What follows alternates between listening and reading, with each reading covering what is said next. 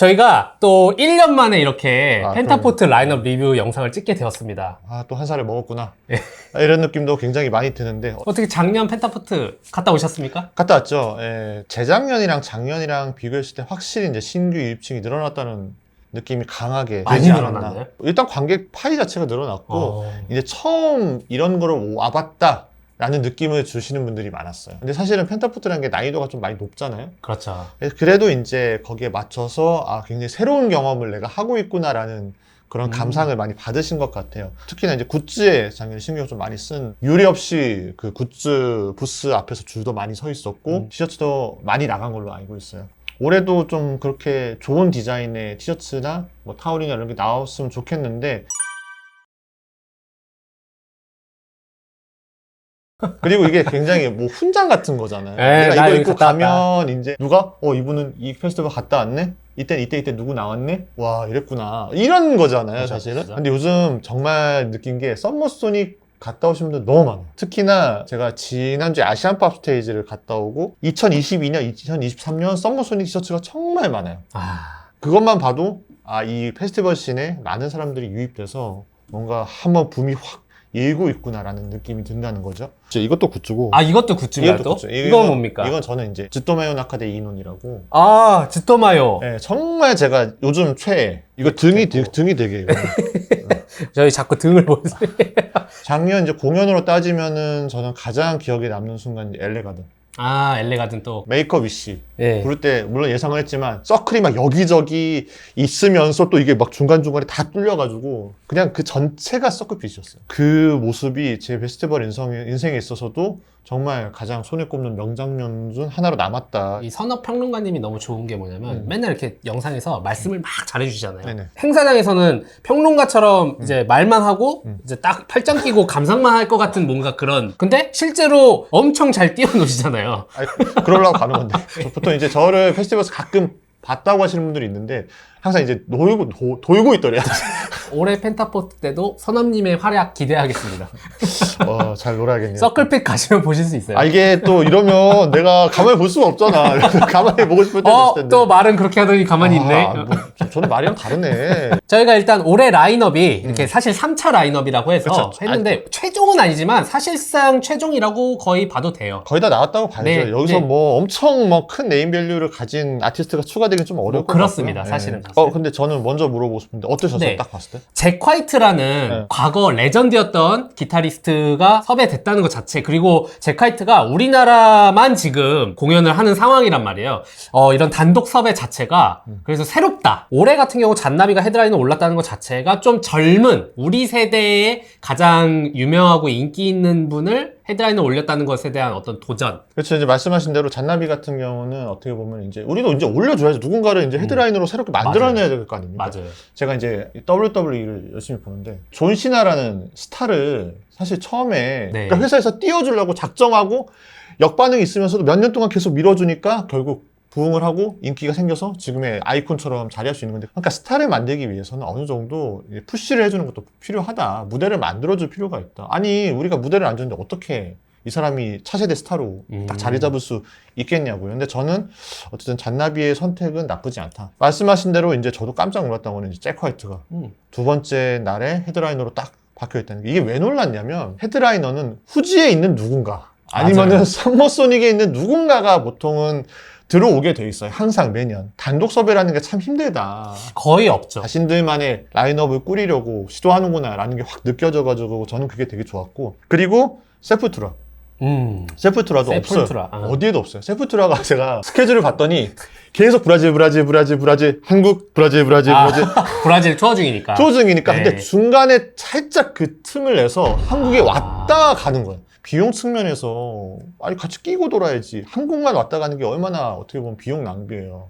근데 세프투라의 경우는 정말 한국만 왔다 간다. 지금 현재 스케줄 상으로는. 기본적으로 펜타가 이제는 자신들만의 정체성 있는 라인업을 이제 운영하려고 하는구나. 그리고 이제 또 하나는 일본 뮤지션. 아는 뮤지션이. 저 같은 경우는 이제 녹황색 사회. 그쵸. 일요일날 뜨는 이제 녹황색 사회 정도만 알고 나머지는 인디고라랜드 정도는 들어보긴 했어요. 이번에 섭외한 뮤지션들을 보면은 밸런스가 좋아요. 음악성을 되게 중시하는 팀도 있고 밴드로 구성된. 네, 무조건 인기 있는 팀만 데려오는 느낌이 아니라 전체적으로 일본 음악에 대한 매력을 알 수 있게끔 하는 그런 라인업들이다. 그리고 이제 세 번째로 말씀드리면은 뭔가 트렌드와 비트렌드의 적절한 조화. 그러니까 국내 출연진을 보면은 카디, 네. 이승윤, 뭐 터치드, 더 픽스 이런 팀들은 서바이벌 프로그램 출신들이란 말이에요. 아, 그렇네요. 네, 그러네요. 기본적으로 인지도가 있고 뭔가 팬덤을 가지고 있는 그런 팀들이 있는가 하면 뭐 웨이브 터스나 폴스 같은 이 두 팀 같은 경우는 김다니엘 씨가 같이 하는 밴드긴 한데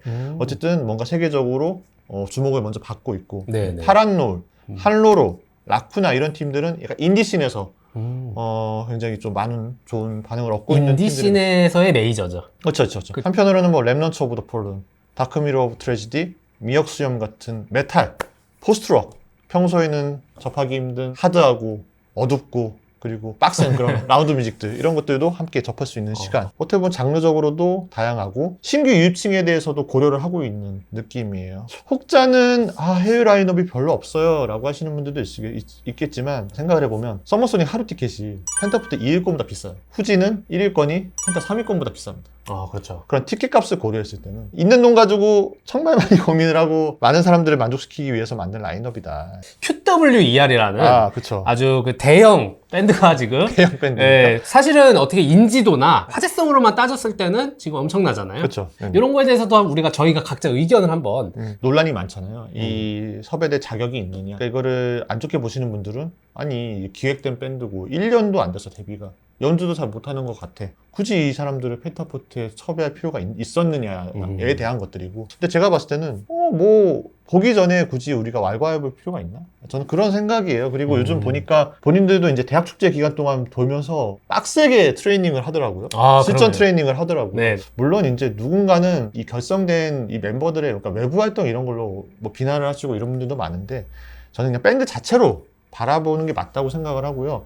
또 그 멤버 중에 시연 같은 경우는 일본 또 아이돌판에서 부른 짬바가 있지 않습니까? 제가 듣기로는 그 남바 48이라는가? 네, NMB 48에서 있었고 그게 이제 AKB 48의 라이벌 그룹인 거죠? 그러니까 지점이 있어요. 지점이. 지점이. 체인점처럼. 네, 오사카에도 있고 뭐 후쿠오카에도 있고. 그리고 사실은 최근에 라이브를 영상을 봤는데 생각보다 노래를 굉장히 잘하더라고요. 노래 잘해요. 네, 그러니까 기본적으로 완전 아무것도 모르는 사람이 그 판에 올라온 게 아니라 그런 식으로 아이돌 활동을 좀 하다가 그쵸. 그래도 이 판에 온 공연이란 게 그리고 엔터테인먼트성이라는 게 무조건 잘한다고 이게 나오는 게 아니라 라이브 되게 이상하고 뭔지 모르겠어도 재밌는 공연이 있어요. 뭔가 관객들을 이렇게 쥐었다 폈다 할 수 있는 그런 뭔가 스타성이나 그런 것들이 있으면은 잘하는 밴드만큼 즐거울 수 있다라는 그런 말씀을 드리고 싶은 거예요.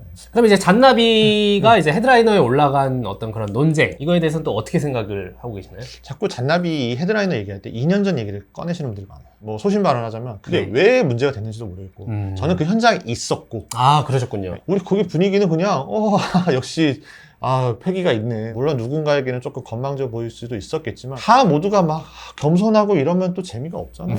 한 명쯤은 그냥 우리가 그냥 다 때려 부술 거야. 이런 팀들도 전 필요하다고 보는데. 역시 그 레슬링을 좋아하시는 그런 그 짬바가 있으신가요? 그럼요. 이게 케이팝이 너무 다 겸손, 이 도덕 이거에 대해서 너무 강하게 이게 주입이 되다 보니까 가끔은 이렇게 서로 도발도 하고 싸우기도 하고 힙합처럼. 그리고 절대 이게 의도가 나쁜 의도로 한 얘기가 아니란 말이에요. 어쨌든 그런 얘기를 떨어뜨려 놓고 봐도 지금 밴드 씬 중에서 가장 티켓 파워가 있는 팀, 가장 대중적인 파워를 갖춘 팀이 잔나비라는 것은 부인할 수가 없는 사실이고 물론 뭔가 데이식스 같은 팀도 있긴 하지만 그쪽은 약간 어떻게 보면 K-팝과도 연관이 있는 팀이잖아요. 그렇죠. 그러니까 그거랑 떨어뜨려 놓고 봤을 때는 2022년, 23년 한 2달 걸쳐서 전국 투어를 했을 때 20회를 했어요. 20회. 올림픽 홀에서만 6회를 했어요. 그러니까 누가 어떤 밴드가 그만큼 전국 투어를 돌 수 있느냐. 지금 시대 밴드 중에서는 저는 잔나비 외에는 잘 떠오르질 않아요. 그 10년 전, 14년에 헬로르크로 처음 등장했었어요, 잔나비가.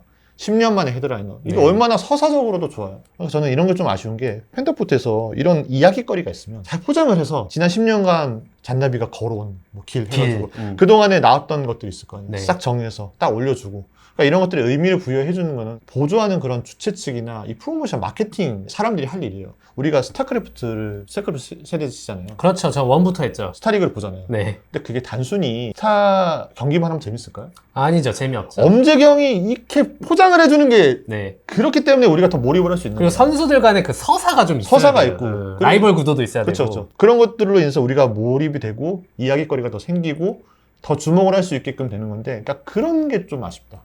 대신 평소와 같은 그런 샌리나 구성으로는 안 된다. 10년 만에 펜타포트 헤드라인을 맡은 만큼 그날만큼의 특별한 뭔가 스페셜한 게 필요하다. 이제 본격적으로 펜타포트 올해 3일간의 헤드라이너를 한 명씩 저희가 가볍게 네, 설명을 한번 드려볼게요. 턴스타일이라는 그쵸. 밴드를 저희가 설명을 드리도록 하겠습니다. 일단 2010년에 결성된 미국 4인조의 하드코어 펑크 밴드예요. 네. 2022년에 글래스톤베리에서 무대에 서서 공연을 한 바로 그 전주에 하는 후지락 페스티벌에서도 이미 섭외가 돼서 겸사겸사 또 저희도 섭외가 될 수 있었던 거고, 혹시 선업님은 이런 펑크 어떻게 생각하십니까? 아니, 전 되게 좋아하죠. 음. 원래 전통적으로 저는 하드록이나 펑크를 좋아했던 사람이고, 네. 뉴메탈 이런 거를 어렸을 때부터 많이 들었던. 이게 내면에 약간 화를 사기기 위해서 슬림낫 이런 거 들으면서, 림프 비즈킷 이런 거 들으면서.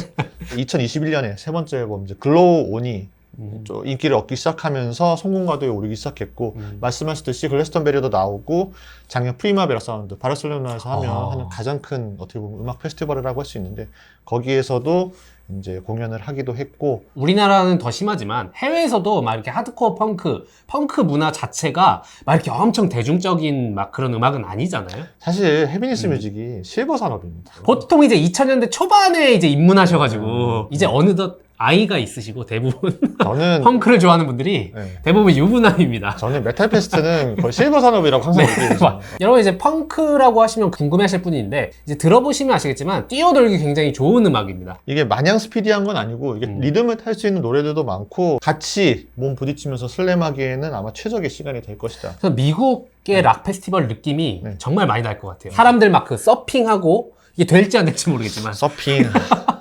자, 그 다음 이제 토요일 진짜 대망의 메인 잭 화이트가 이제 섭외가 돼서 잭 화이트는 현재 진행형 레전드예요, 사실은. 지금도 엄청난 영향력을 가지고 있는 싱어송라이터이자 기타리스트고 우리나라에 단독 공연을 왔었고 저는 갔었어요. 그러니까 저는 이렇게 빨리 다시 올 줄 몰랐어.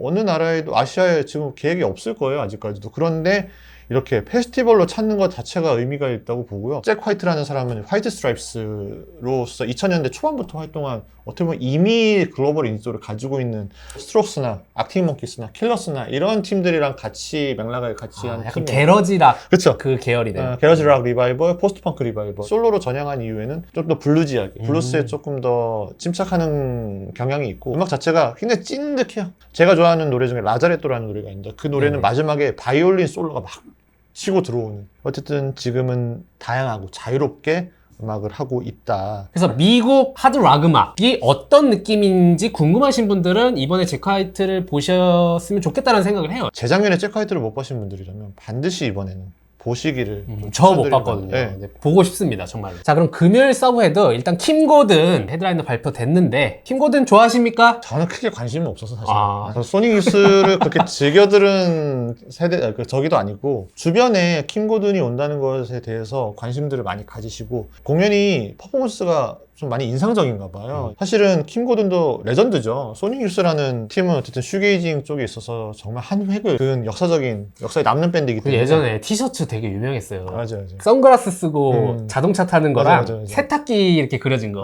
53년생이에요, 53년생. 그러니까 70이 넘었는데, 나이가 안 느껴질 정도로 아직도 젊은 감각으로 승부를 하는 아티스트라고 보시면 될 것 같고. 사실 좀 난해하긴 합니다. 음악이 쉽지 않아요. 네, 쉽진 않고 뭔가 그 아방가르드를 추구하시는 것 같아요. 그리고 실험적인 음악? 더 컬렉티브라는 올해 선보인 새 앨범을 들어보면은 기타 사운드도 굉장히 노이지하면서도 보컬은 거의 나레이션 위주로 이루어져 있고 라이브를 최근에 하는 걸 보니까 그냥 새 앨범에 있는 곡을 차례대로 다 하더라고요. 아. 여러분들 가실 때는 그냥 정규 앨범만 정주행을 아. 하시는 게 아마 익숙하실 거다. 제가 뭐 코첼라는 안 가봤지만 코첼라 느낌이 나지 않을까. 음.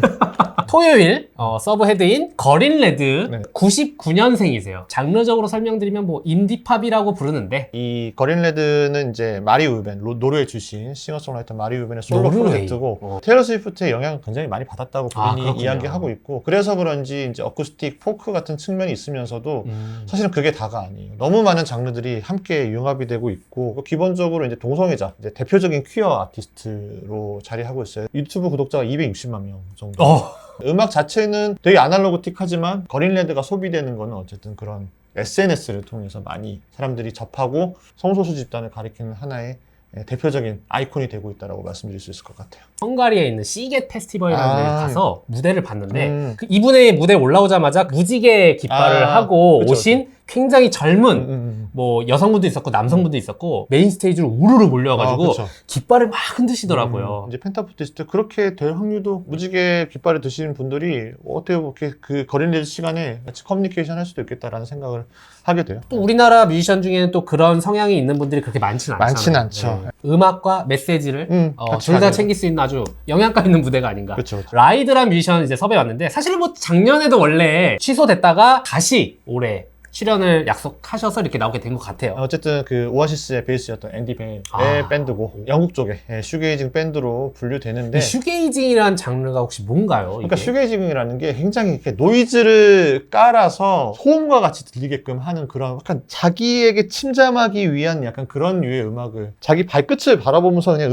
음악에만 집중하는 그런 거에서 비롯된 그래서 슈게이징이라고. 그러니까 이제 우리나라에 있다 말씀드렸겠지만 파란 노을 같은 팀도 슈게이징 팀이라고 할 수 있고 들어보면은 이렇게 시끄럽게 만든다고? 정말 누가 처음 들으면은 이거 녹음 잘못된 줄 알아요. 그래서 이제 라이드도 그런 측면이지만 사실은 초창기의 음악이 그랬지 그 이후부터는 약간 브리팝 스타일로 많이 정착을 하게 되고 그 멜로디도 좀 있나요? 있고 그렇죠. 다행이네요. 그리고 이제 요즘 작품들은 거의 이제 브리팝이에요.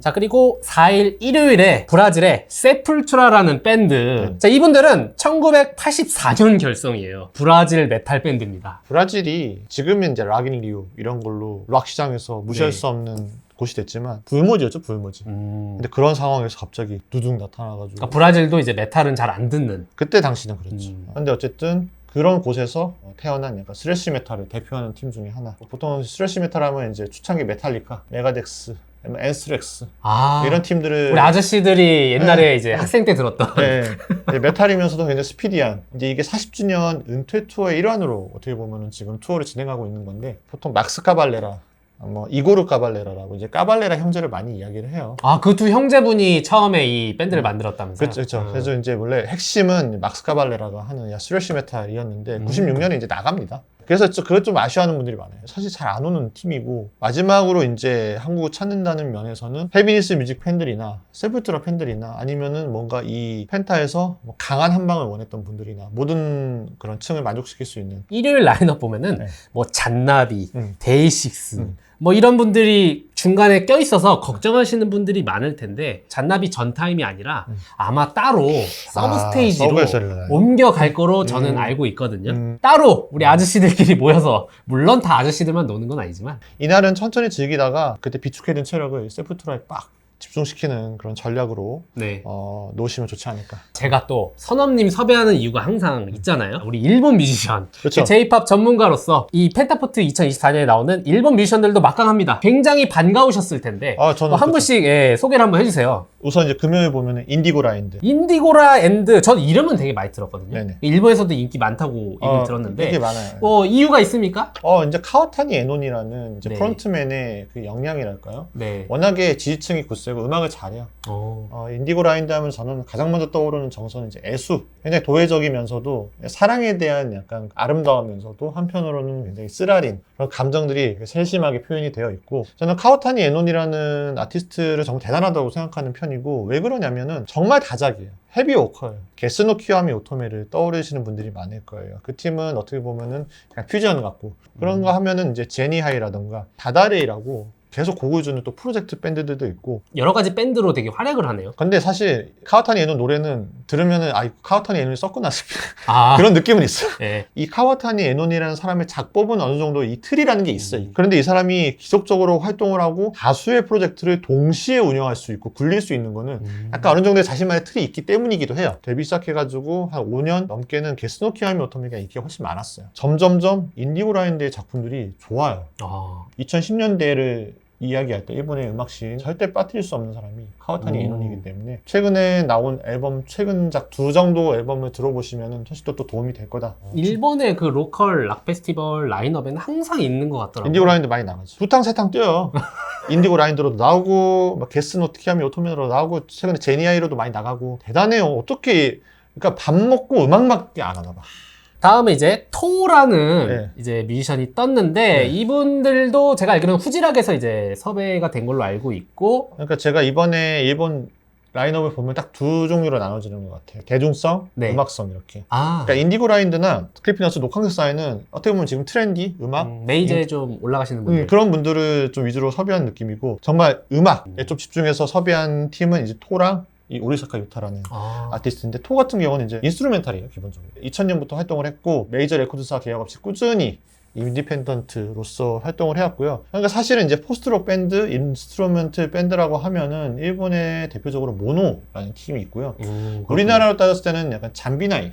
아, 잠비나이도 어떻게 보면 이제 뭐 슈게이징의 측면이 있다고 할 수 있겠죠. 이 토라는 팀은 오히려 어쿠스틱한 감성에 많이 맞닿아 있고요. 뭐 이분도 어떻게 보면 좀 감상형에 가까운 그렇죠. 뮤지션들이겠네요. 감상형이에요. 감상형에 가깝다고 볼 수 있고 후지락 페스티벌의 분위기를 좀 느껴보고 싶으신 분들은 금요일에 와도 또 괜찮지 않을까. 그렇죠. 약간 그런 인스트루멘탈 음악의 매력을 느껴보고 싶으신 분들 네. 저는 추천드리고요. 그리고 이제 토요일에 오리사카 유타라는 저는 완전 처음 듣거든요. 잘 모를 거예요. 모르실 거예요. 아마. 선암님은 원래 뭐 알고 계셨네요. 저는 너무 좋아하고 아, 그래요. 제가 그 2020년대 2010년대 앨범 탑 50을 제가 그냥 혼자서 네네. 뽑아서 제 브런치에 올린 게 있는데 네. 거기 2위.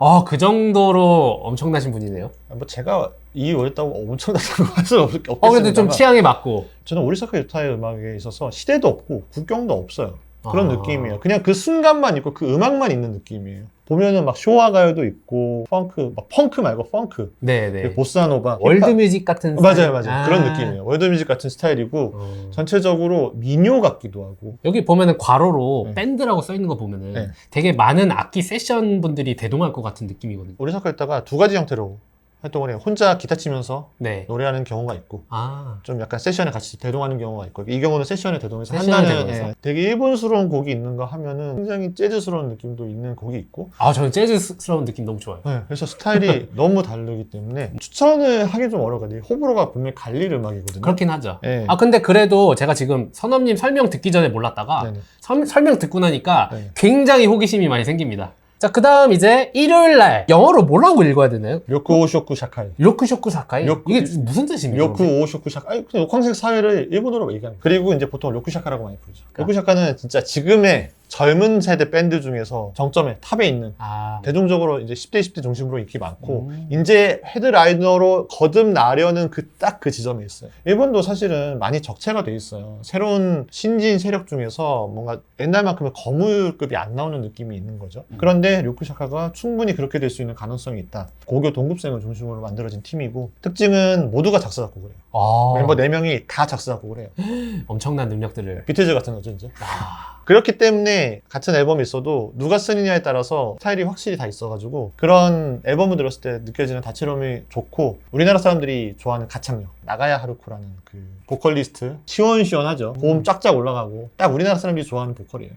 그리고 선율도 되게 좋고 대중적이에요. 진짜 대중적이에요. 대중적인 음악을 그래도 하시는 분들. 팝락이에요. 진짜 완전 팝락이에요. 이거 딱 들으면은 호불호 안 타는. 우리나라 사람들이 요쿠샤카를 많이 아는 거는 타이업을 많이 해서 애니메이션 주제가인 거죠. 그러니까 애니메이션 주제가. 네, 애니메이션 주제가. 일본은 또 그런 게 많잖아요. 그렇죠, 그렇죠. 그 주제가를 붙이냐 안 붙이냐가 글로벌 히트에 있어서 조회수가 네, 차이가 너무 많이 나는 거예요. 제가 알기로 지금 녹황색 사회가 오프닝 부르고 있는 애니메이션이 넷플릭스의 약사의 거짓말이라는 혼잣말. 약사의 혼잣말. 네. 모르셨다가도 오프닝 노래 들어가지고 알겠다. 이 노래 부른 사람이구나. 그렇죠. 하나니나 때. 저는 이제 어쨌든 나의 히어로 아카데미아, 던전밥, 최근에 던전밥. 되게 다 히트한 애니메이션만 노래를 불렀네요. 그러니까 그만큼 지금 많이 찾는다는 거예요. 그 료쿠샤카를 내한 좀 불러달라는 니즈가 계속 있었어요. 충분히 우리나라에서 내한을 해도 제가 봤을 때 예스24 정도는 너끈히 채울 수 있다. 아마 펜타가 아니었으면 시기가 안 맞았으면 단독 공연으로 올 수 있는 가능성도 높았겠네요. 와도 충분하죠. 티켓 파워 충분하죠. 그렇다면 더더욱 이번 펜타가 기회네요, 기회. 기회죠. 어. 이런 해외 밴드가 페스티벌 올 때는 그러니까 프로모션의 경향이 더 크다고 생각하고 저희도 이런 사람입니다라고 이제 소개하는 게 더 크다고 저는 봐요. 깜짝 놀랐어요. 료쿠샤카 딱 떴을 때 이 일본 씬에 대한 이분들의 이해가 좀 주최 측의 있으시구나. 이해가 확실히 있다. 이게 물론 이제 공연 관계자분들 다 알겠죠. 뭐 저보다 더 잘하시는 분들 많을 거고 그렇죠. 지금 니즈를 잘 반영한 라인업인 것 같다라는 말씀을 좀 드리고 싶어요. 뻔하지 않으면서도 트렌드를 잘 따라가는 맞아요. 그런 라인업이라고 생각이 듭니다, 저도. 그럼 마지막으로 이제 크리피 너츠인데 네. 저는 사실 이 밴드라고 하기에 이제 듀오죠, 듀오. 듀오죠. 예, 이분들 알고는 있었지만 글로벌적인 히트를 할 줄은 몰랐습니다, 또. 그쵸. 아시다시피 이쪽도 이제 글로벌 히트는 애니메이션이 네. 많이 작용을 했죠. 마슐, 블링뱅뱅본. 이게 이제 이 챌린지랑 같이 홍보가 되면서 틱톡에서. 거의 두세 달 동안 1위. 일본에서. 빌보드 재팬. 그러니까 빌보드 재팬이라고 하면 모든 요소를 다 종합한. 일본에서 이제 원래 어떤 뮤지션? 그러니까 힙합 랩 듀오예요. 힙합 랩 듀오고. 근데 랩이지만 뭔가 힙합에 막 장르적으로 접근하기보다는 이거를 좀 더 대중적으로 풀어내는 랩을 기반으로 이제 이런저런 다양한 장르의 음악을 하는 그런 느낌. 놀랬던 거는 2025년 4월인가요? 도쿄돔 공연이 결정이 됐습니다. 결국에는 이분들도 완전 떴네요. 도쿄돔이에요, 도쿄돔. 완전 떴네요. 뉴진스가 간다는 도쿄돔. 유니스는 한 번에 갔고. 그러니까 이 랩 뮤직이 가기가 힘들어요. 그러니까 도쿄돔을 가기가 힘들어요. 래퍼가 있고 DJ 포지션이 있는데 래퍼를 맡고 계신 분이 알스테이라는 분이에요. 근데 이분이 원래 우메다 사이퍼라는 오사카 중심으로 한 힙합 크루의 멤버였어요. 와, 이건 고급 정보 아닙니까, 이거? 얼굴 보면은 그리고 이분이 침착맨에 좀 닮아가지고. 그런 계열이군요. 어떤 계열인지 알겠네요. 일본의 침착맨. 뭐 이런 식으로 많이 이 금요일에 이 두 팀은 일본 대중음악의 최전선을 확인하기에 좋은 날이다. J-pop 좋아하시는 분들은 펜타 가면 좀 환장하실 것 같긴 해요. 이거를 원래 보려면은 일본까지 가고 막 티켓 당첨돼야 되고 막 골치 아프잖아요. 표 가기도 힘들고요. 네, 일일이 하나하나 보기도 힘들고. 근데 펜타 오시면은 정말 편하게 J-pop 이렇게 감상할 수 있다. 저희가 이제 헤드라이너와 서브 헤드까지 다 봤고 펜타포트의 어떤 특성을 나타낼 수 있는 그런 나머지 뮤지션 분들을 또 설명을 한번 해보도록 할게요. 그 중에 이제 펑크 밴드와 메탈 밴드가 곳곳에 이제 숨어 있는데 껌엑스라는 밴드가 또 있어요. 그렇죠. 작년에 이제 부산 락페 라인업 설명하다가 이용원님을 이제 다른 이름으로 제가 설명을 해가지고 새벽에 이제 졸다가 제가 발음이 또 좀 저 원래 이용원님 알아요. 아는데 글자를 잘못 적어가지고 제가 그때 이제 기존 멤버들과 활동을 오랫동안 하셨다가 나중에 새롭게 일본 멤버들과 3인 체제로 해서 현재 어떻게 보면은 한일 합작 밴드입니다. 그렇죠. 일본 쪽이 펑크 밴드 씬이 좀 활발하지 않습니까? 우리나라보다도. 거기는 뭐 강국이죠, 강국. 네. 펑크 강국. 최근에 라우드 브릿지라고 하는 펑크 페스티벌을 여셨었어요, 이분이. 거기 라인업에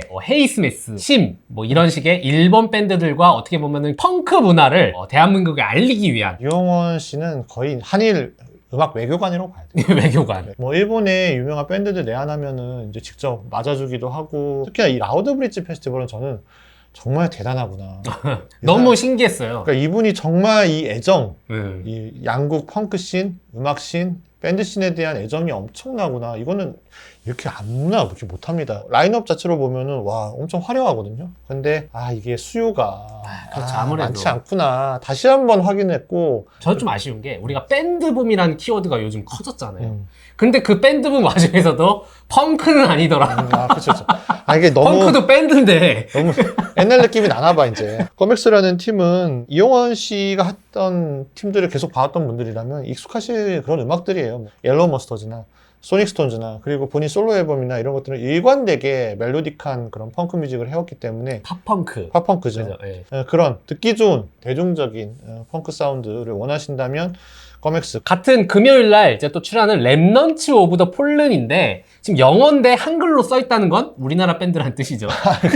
2009년 결성 메탈 코어 밴드라고 이제 설명을 해 놓고 있고요. 2016년 발매했던 그 첫 앨범이 한국 대중음악상 메탈 코어 부분에서 최우수상을 받았다고 합니다. 이렇게 불모지, 그러니까 메탈 씬이 불모지인데 이렇게까지 살아남아서 꾸준히 해나가는 것 실력이 뒷받침되어 있기 때문에 그런 거라고 생각을 해요. 렘넌츠 오브 폴론도 뭐 멜로딕 스피드 메탈 좋아하시는 분들은 충분히 그 니즈를 충족시킬 만한 그런 무대가 되지 않을까. 헤비니스 뮤직 좋아하시는 분들이라면 절대 놓칠 수 없는 그런 무대라고 할 수 있겠습니다. 그 다음 또 있습니다. 이걸 끝이 아니에요. 다크미러 오브 트레지디라는 2003년에 결성된 무려 심포니 메탈 밴드라고 합니다. 블랙 메탈이 굉장히 좀 극단적이고 어둡고 음산하고 보컬도 굉장히 샤우팅으로 이걸 토해내는 듯한, 그러니까 절대 대중적인 장르는 아닌 거죠. 그러니까 거의 다크미러 오브 트레지디를 얘기할 때 국내 유일의 블랙 메탈 밴드라고 얘기들을 하더라고요. 사실 이런 메탈 밴드가 완전 유럽 뮤직이잖아요. 사실 한국에서는 이거를 하시는 것 자체가 굉장히 도전이다. 그렇죠. 네. 비주얼도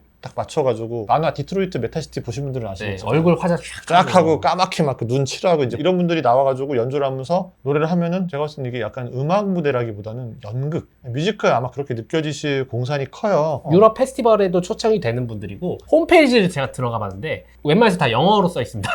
그쵸. 그러니까 애초에 타겟이 해외 분들을 좀 타겟으로 돼 있어서 어떻게 그쵸. 보면은 약간 내한 공연의 느낌으로 보실 수도 있을 것 같아요. 그래서 제가 여러분들한테 하나 소개시켜드리고 싶은 페스티벌이 있어요. 물레 메탈시티라는 메탈 페스티벌이 있습니다. 들어본 것 같아요. 영등포에 물레동에서 하는 MMC라고 부르거든요. 한번 가셔서 그 나름 진짜 퀄리티 장난 아니고요. 이분들 뿐만 아니라 국내에서 활동하는 또 다른 메탈 밴드 여기 라인업 보니까 후덜덜하긴 하네요. 후덜덜해요. 그 로고만 보셔도 여긴 한국이 아닙니다. 유럽입니다. 완전. 그렇죠. 유럽의 메탈 네. 페스티벌 즐길 수 있는 물레 메탈 시티도 많이 사랑해 주시기 바랍니다. 선원님이 추천하는 이 요일에는 이분들은 좀 보고 갔으면 좋겠다. 저는 일단 카디. 카디. 이제 작년 부록에서 제대로 못 봤어요. 그냥 기본적으로 저도 편견이 있어요. 서바이벌 프로그램 출신들이 그렇게 인상적이지 않거든요. 그런데 카디랑 터치드랑 그렇죠. 이 두 팀은 확실히 잠재력이 있다. 황린 씨가 있잖아요. 네. ABTV라고 이제 옛날 박근홍 씨가 게이트 플라워즈 하시던 박근홍 씨가 같이 이제 했던 밴드인데 지금 박근홍 씨는 이제 나와가지고 다시 게이트 플라워즈를 하세요. 그 ABTV라는 팀은 어쨌든 조금 연배가 있으신 분들이랑 맞춰가면서 하는 밴드였다면 카디는 이제 자기 연령대 또래들과 뭔가 진짜 자기가 하고 싶었던 것들을 인디씬에 대한 경험, 락뮤직에 대한 이해가 확실히 있다 보니까 전반적으로 결과물들이 탄탄하고 어떻게 방향성을 가지고 나아갈지에 대한 이게 있는 것 같더라고요. 공연 정말 재밌어요. 막 검은 거 땡기고 그쵸. 기타 땡기고 그래서 저는 카디의 공연을 한번 제대로 봤으면 좋겠다 하는 생각했는데 이때 보면 좋을 것 같고 전 단독도 한번 가보고 싶다. 선생님이 추천하는 토요일 뮤지션 전 할로로님. 요새 핫하죠. 핫하고 얼마 전에 이제 지코의 아티스트에도 나오고 최근에 집이라는 앨범 EP 정말 잘 듣고 있고 작년에 정우나 박소은 같은 여성 싱어송라이터들을 보면서 자신의 정체성을 드러내는 싱어송라이터 한로루 같은 경우에는 훨씬 더 또 로킹한 음악들이기 때문에 어떻게 페스티벌 무대에서 구현이 될지에 대해서 궁금하기도 하고. 저는 이제 개인적으로 지소크리 클럽이라고 해서 요즘 계속 페스티벌에 거론이 되잖아요. 그렇죠. 지소크리라는 음악가분이 계세요. 그분이 원래 솔로로 활동을 하시다가 이제 다른 세션분들, 멤버들을 모아서 지소크리 클럽을 만들어서 음악을 하시더라고요. 이분이 낚시랑 캠핑을 좋아하신대요. 거기서 듣기 편한 음악. 요즘 약간 이런 캠핑 문화나 아웃도어 문화랑 연결지어서 음악을 하시는 팀들이 좀 있더라고요. 제가 아는 거는 이제 CHS. 그분들도 그쵸. 약간 아웃도어 문화랑 그 완전 휴양지 뮤직. 펜타포트 야외 페스티벌이 또 그런 문화 좋아하시는 분들 많잖아요. 저는 이런 밴드가 좀 많아졌으면 좋겠어요. 그냥 단순히 음악이 아니라 어떤 그런 서브컬처랑 연계가 되는. 많이 인기를 얻었다라고 하는 팀들은 부분 패션이나 이런 것들이 같이 언급이 되는 경우가 많다. 그런 것 같아요. 진짜. 혁오도 그랬죠. 그리고 실리카게도 그렇죠. 새소년도 그렇죠. 그러니까 전체적 이미지, 음악만으로 주목받기가 정말 어려운 세상이 됐죠. 자, 그래서 이렇게 저희가 거의 한 2시간 넘게 몇 분이나 나갈지 모르겠습니다. 요거 2시간 나가진 않지만 저희가 리뷰를 해봤는데요. 총평 이제 말씀 주신다면요? 저는 올해 라인업 만족스럽고요. 펜타포트가 나름의 독자성을 가져가고 있다는 점. 그 점에 가장 주목해야 되지 않나. J-팝 매니아로서 이런 정말 좋은 셀렉트. 다양한 분야의 일본 뮤지션을 데려와 주시는 것에 대해서도 흡족하고 감사하고 만족스럽다. 너무 아티스트에 집착하지 않았으면 좋겠어. 이 페스티벌이라는 것은 결국 경험의 문제거든요. 물론 보고 싶은 아티스트 있겠죠. 그땐 집중하시고 그 외에 팀들은 좀 특별한 경험과 추억을 쌓는다. 그런 느낌으로 좀 방문을 하셨으면 좋겠어요. 제 정보를 통해서 조금이나마 페스티벌에서 좋은 기억을 남기실 수 있다면 그만한 게 없다고 생각을 합니다. 앞에도 말씀드렸지만 이렇게 말씀해 주시고 슬램핏에서 엄청나게 뛰어다니십니다. 예, 그럼 또 저희가 내년도 한번 기대를 해보면서 벌써요? 예, 내년 라인업도 이제 할 수 있으면 저희가 좋으니까 어쨌든 오늘 영상은 여기까지 마무리를 하도록 하겠습니다. 네. 여러분들 펜타포트에서 또 저희 만나면 인사 주시고 네. 그때 한번 재밌게 같이 한번 놀아보죠. 좋습니다. 네, 펜타포트에서 뵙겠습니다. 여러분 안녕히 계십시오. 안녕히 계십시오.